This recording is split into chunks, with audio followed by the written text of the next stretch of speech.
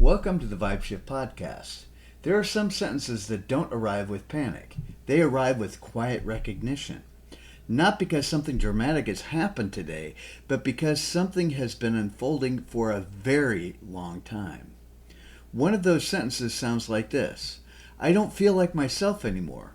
Perhaps you've never said those words out loud. Perhaps you've only whispered them to yourself. Or perhaps you haven't even found the words yet. You've simply carried the feeling. If that's where you are today, I want you to know something from the very beginning. You're not alone. And this feeling may be telling you something far more important than you realize. When you begin feeling like a stranger to yourself, it's a strange experience. You wake up each morning and continue doing what life asks of you. You go to work, you care for the people you love, you solve problems, you meet deadlines, you keep moving forward. From the outside, your life may appear remarkably stable. People may even admire how well you hold everything together. Yet beneath that capable exterior is a quiet question that refuses to go away. Where did I go? Not physically, not professionally, but personally. The person who laughed more freely, the person who felt deeply connected to life, the person who was curious, creative, present, the person who experienced life instead of simply managing it. The quiet drift. What's fascinating is that usually this doesn't happen because we've made bad choices. In fact, it often is because we've made good ones. We've become dependable, responsible, generous, hardworking. We've learned how to adapt, how to carry burdens, how to survive difficult seasons. These are beautiful qualities. The problem isn't that we developed them. The problem is that somewhere along the journey, we slowly began confusing what we do with who we are. Without realizing it, our identity became organized around our roles: employee, leader, parent, partner, caregiver, provider, problem solver. Little by little, we became so practiced at responding to everyone else's needs that we stopped listening to the quieter needs within ourselves. This rarely happens overnight. It's more like a gentle current. One responsibility, one expectation, one disappointment, one sacrifice, one season of survival at a time. Until one day we realize we become extraordinarily successful at managing a life that no longer feels fully connected to the person living it. A different possibility. When that realization comes, our first instinct is usually self-judgment. What's wrong with me? Why can't I get back to who I used to be? But what if those are the wrong questions? What if nothing is wrong with you? What if the quiet ache isn't evidence that you've failed? What if it isn't a defect to fix? What if it is awareness? What if the deepest part of you is gently inviting you to notice the distance that has grown between who you truly are and the life you're gradually learned to perform? Awareness is never your enemy. Awareness is where compassion begins. It's the moment we stop saying, I'm broken, and begin asking, what have I become disconnected from? That single question changes everything. Because if you've become disconnected, connection is possible. Coming home. Perhaps you haven't lost yourself. Perhaps you've simply spent so long becoming who life needed you to be that you've forgotten what it feels like to simply be yourself. Throughout this week, we're going to explore that possibility together. Not to reinvent who you are, not to create a new version of yourself, but to rediscover the person who quietly remained beneath every role, every expectation, every accomplishment, every disappointment, and every season of survival. Because coming home to yourself doesn't begin with changing who you are. It begins with remembering who you've always been. Reflection questions. Reflection question number 1. When was the last time you genuinely felt like yourself? Reflection question number 2. Which roles or responsibilities have become so central that they've begun to define your identity? Reflection question number 3. What if this feeling isn't telling you that you're broken, but inviting you to reconnect with yourself? And reflection question number 4. As you move through today, where do you notice moments where you feel most authentically like you? Join me in part 2 as we explore how this gradual disconnection develops and why so many capable, compassionate people slowly lose touch with themselves without ever realizing it's happening. Part 2. Looking beneath the surface. Welcome back. In part 1, we explored the quiet recognition that so many people eventually arrive at. I don't feel like myself anymore. For some, those words are almost startling. For others, they become so familiar that they hardly notice themselves saying them. Today, I'd like us to go a little deeper. Not by asking, how do I fix this, but by asking a different question. How did I get here? Because understanding how we became disconnected from ourselves often becomes the first act of compassion we extend toward ourselves. We don't lose ourselves overnight.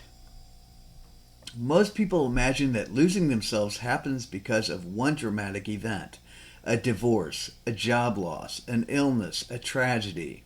While experiences like these can certainly change us, for most people, the deeper disconnection happens much more quietly. It happens gradually, almost invisibly, like a shoreline shaped by 1,000 gentle waves rather than one enormous storm. Every responsibility asks something of us. Every relationship invites us to adapt. Every season of life requires us to grow. None of that is unhealthy. It's simply part of being human. But somewhere along the way, many of us stop adapting from our authentic selves and begin adapting instead by abandoning small pieces of ourselves, not intentionally, simply because it seems necessary. Becoming who the world needed. Think back over your life. Perhaps you've learned that being dependable earned approval. Perhaps being successful made you feel safe. Perhaps being strong meant no one had to worry about you. Perhaps taking care of everyone else became part of your identity. None of these qualities are wrong. In fact, they may have served you remarkably well. The difficulty begins when these responses stop being choices and become who we believe we are. Slowly, our worth becomes tied to performance. Our value becomes tied to achievement. Our identity becomes tied to usefulness. Without realizing it, we begin asking ourselves questions like, am I doing enough? Am I accomplishing enough? Am I helping enough? Rarely do we stop to ask, am I still connected to myself? The cost of constant adaptation. Human beings are remarkably adaptable. It's one of our greatest strengths. But adaptations without awareness has a hidden cost. Each time we ignore our exhaustion, each time we silence our intuition, each time we dismiss our grief, each time we betray our own values in order to meet someone else's expectations, we create just a little more distance between ourselves and the person quietly living within us. The distance isn't dramatic, it's subtle, which is why it is so difficult to recognize while it's happening.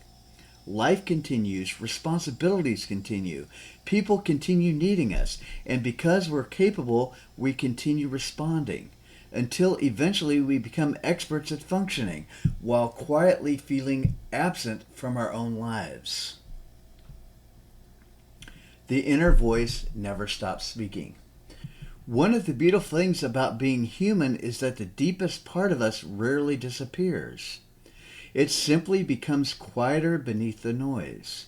You may notice it during a walk in nature, while sitting beside a lake, swimming through calm water, listening to music that unexpectedly moves you, watching a sunset, holding your grandchild, praying, meditating, or simply sitting in silence after a long day. For just a moment, everything becomes still, and something inside of you whispers, "This feels like me." Those moments matter. They aren't accidents.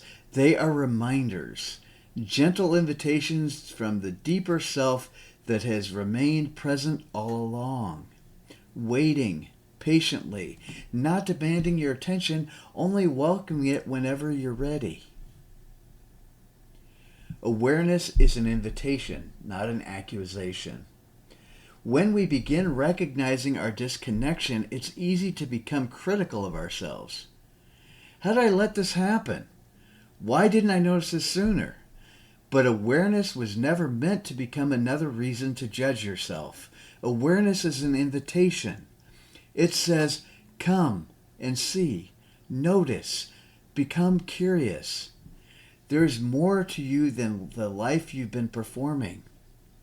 Compassion always begins with seeing clearly, not condemning, not fixing, simply seeing. And perhaps that's what you're doing today. Perhaps you're beginning to see yourself with fresh eyes, not as someone who has failed, but as someone who has faithfully carried responsibility for so long that you've simply forgotten to care for the one carrying them. Preparing to come home.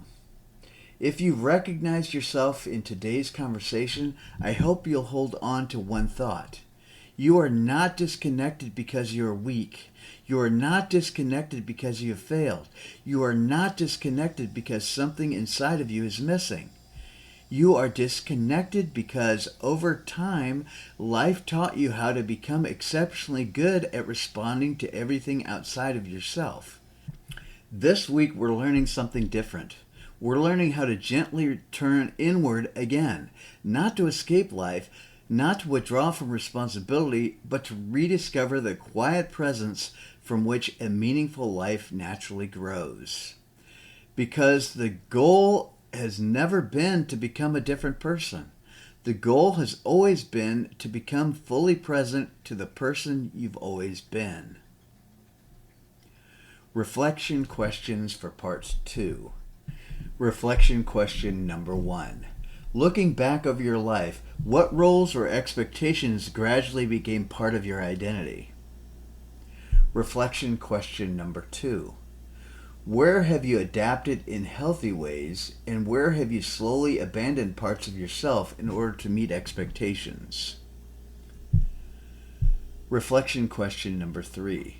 When do you most often experience those quiet moments where you think, this feels like me? And reflection question number 4.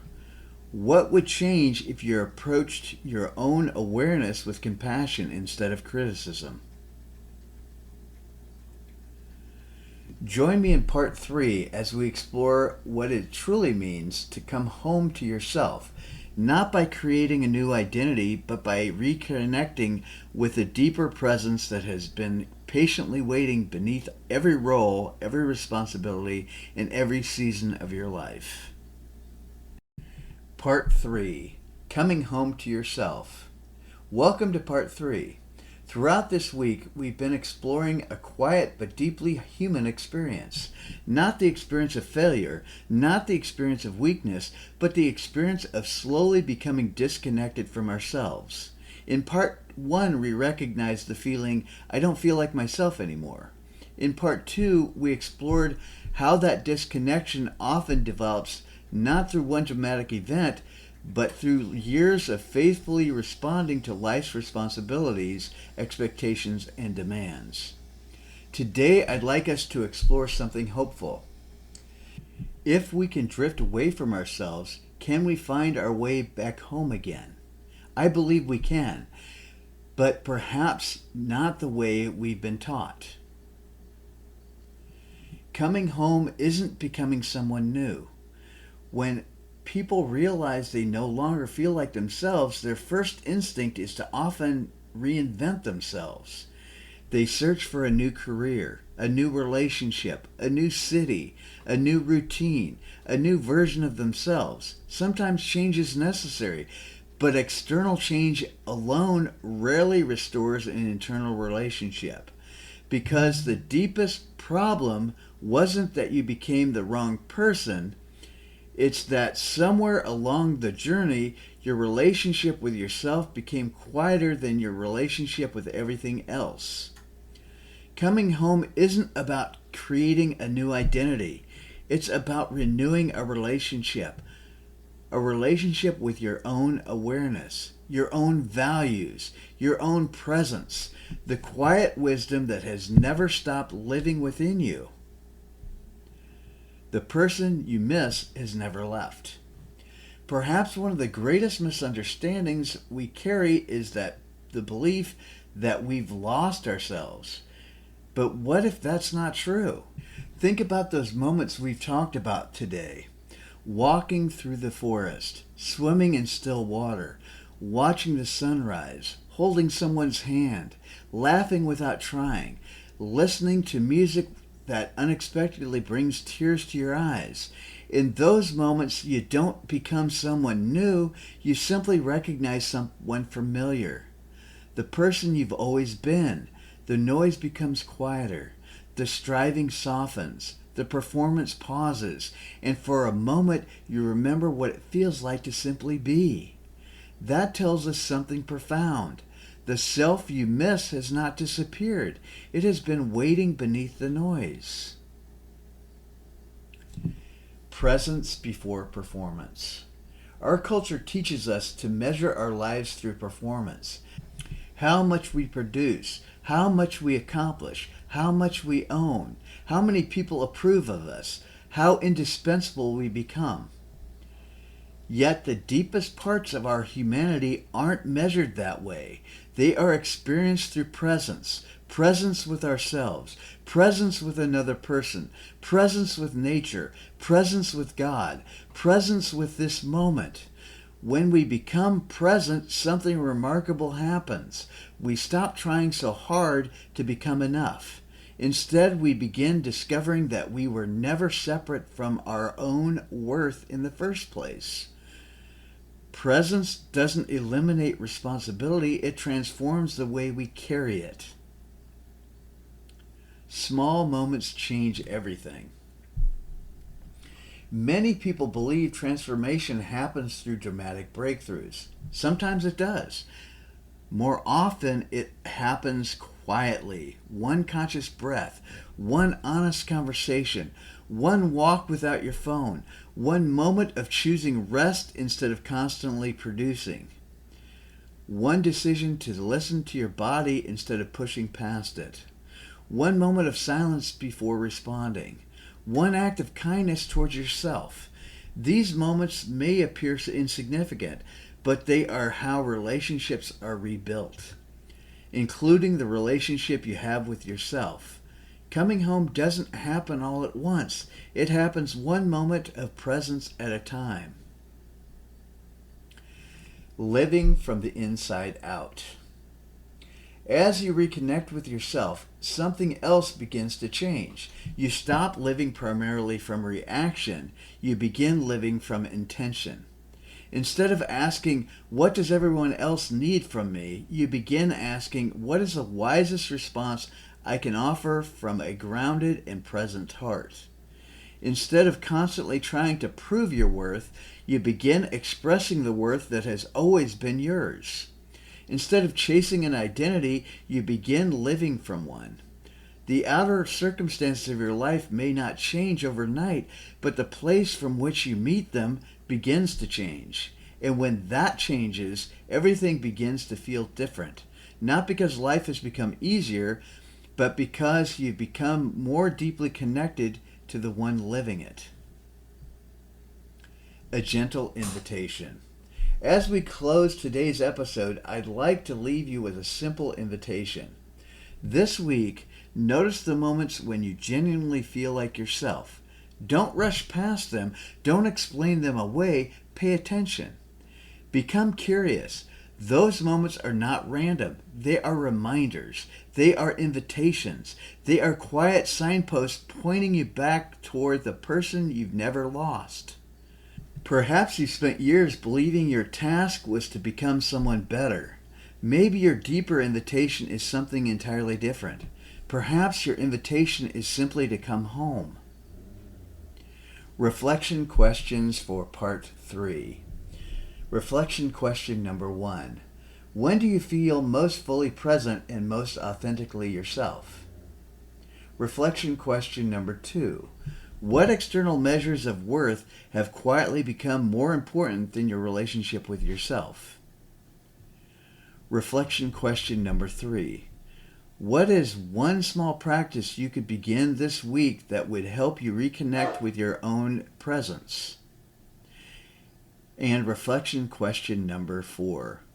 What might your relationships, your work, and your daily life change if you began living from the inside out instead of the outside in? Closing. As we bring today's conversation to a close, I'd like to leave you with one final thought. Perhaps the reason you barely recognize the person you've become isn't because you've lost yourself. Perhaps it's because awareness is gently inviting you to see the difference between the life you've been living and the person who's been living it. That isn't something to fear.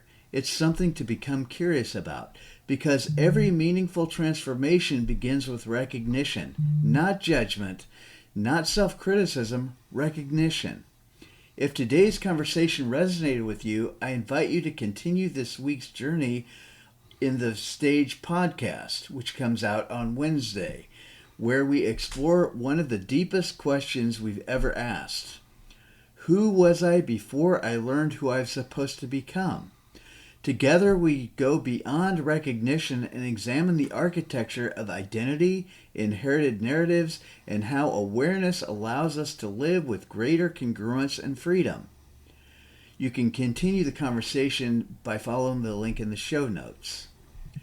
If today's episode spoke to something you've been carrying, I also invite you to explore our growing core problems library.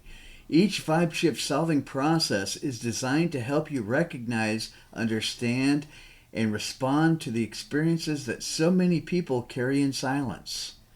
You can explore the core problems library by following the link in the show notes. This week's featured experience is VybeShift solving process number 5. I don't know what matters anymore. If you've ever felt disconnected from what truly matters, this guided journey will help you move beyond confusion and reconnect with clarity, meaning, and what is genuinely important in this season of your life. You can begin VSP number 5 by following the link in the show notes. Until next time, be gentle with yourself, be curious, and remember, the person you barely recognize isn't someone you've become. They often are the result of years spent becoming who you believed you needed to be. Awareness does not ask you to become someone new. It gently invites you to remember the person who has been there all along. Until next time, keep listening, keep noticing, and keep shifting.